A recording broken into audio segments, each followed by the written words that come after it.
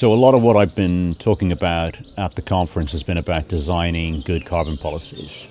And I think part of it is that we've had bad policy design because the economic thinking behind the policies has been poor. And that has also contributed to the policies being unpopular. And I think the unpopularity is partly justified because the policies are bad. Now, what do I mean by that? Well, a lot of carbon policy has focused on trying to tax people and increase the costs of living on households and the cost of doing business on firms. And people are understandably questioning that, is this the right thing to do? Whereas actually, if you look at the economics of what we should be doing, mainly what we should be doing is increasing investment spending. Now, most people think increased investment spending is a good thing, particularly if we're investing in cheaper electricity, which is actually the first part of a sensible carbon reduction strategy, and actually from which most people would be beneficiaries, because we're actually very lucky that there's been huge technological progress in the last 10 to 20 years in the production of solar power and in the production of wind power. They're not perfect because they are intermittent, unfortunately, but they are better than fossil fuels in one respect, which is they're actually, once you've built them, they produce electricity freely because you don't have to pay for any fossil fuel. Right? So it's just capital cost. So the first thing that I've spent a lot of time discussing here is we need to design clever policies where the government intervenes to reduce the cost of capital, i.e. the private sector does a lot of investment spending, but the cost of doing that investment spending is lower. And actually we would all be beneficiaries because our electricity prices would be lower.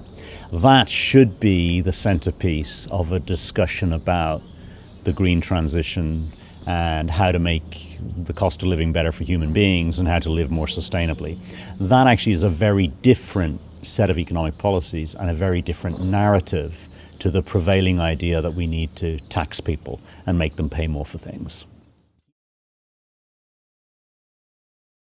Yeah, I think a lot of the main ideas around Bidenomics were actually trying to do what I've just described.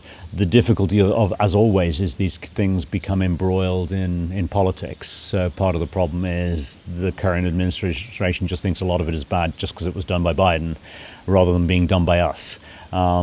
Whereas actually a lot of, in many ways, they both believe in industrial policy, all right? So that's one of the kind of ironies. It's just whose industrial policy and for which vested interest.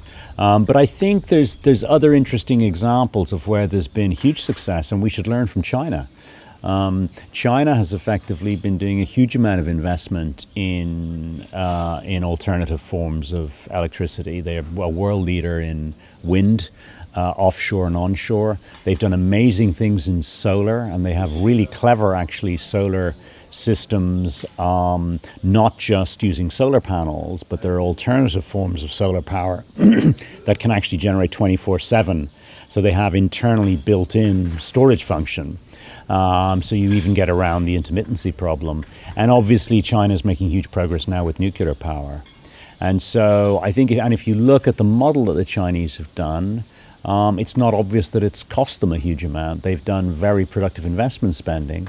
Yes, they've used the government's balance sheet, but it's very different if the government takes on a loan or provides a loan guarantee for an investment. That is something that actually creates wealth as opposed to borrowing and spending it. So I think we also need to rethink, what do we mean by cost? We don't mind incurring a cost if it means we're actually going to be wealthier as a society with better energy infrastructure, with more businesses. But sometimes when this is discussed in public, people just assume, oh, cost means I have to pay for it. When actually, no, you don't think of an investment in a manufacturing plant as being a cost because it will generate a return. And I think that's another area where we need to think about our policies and change the narrative as well.